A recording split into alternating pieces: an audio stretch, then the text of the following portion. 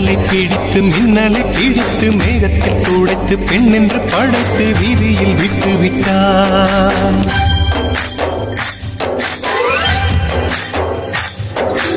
இப்படி இன்னொரு பெண்மையை படைக்க தன்னிடம் கற்பனை தீர்ந்ததை எண்ணித்தான் பிரம்மனும் மூர்ச்சையுற்றான்.